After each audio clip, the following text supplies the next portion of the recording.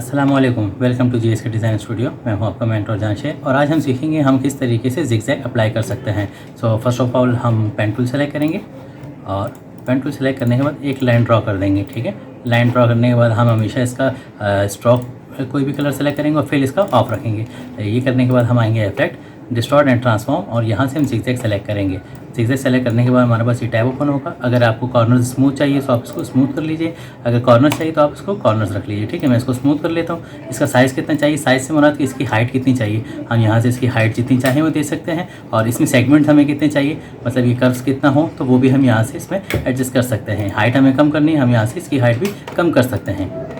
और इसके बाद अगर हमारे पास कोई कर्व पेन टूल के शेप है तो हम पेन टूल से कोई भी शेप सेलेक्ट करेंगे और सेलेक्ट करने के बाद हम इसी तरीके से सेम पैटर्न अप्लाई करेंगे और यहाँ से हम इसका सेगमेंट वगैरह चेंज कर सकते हैं।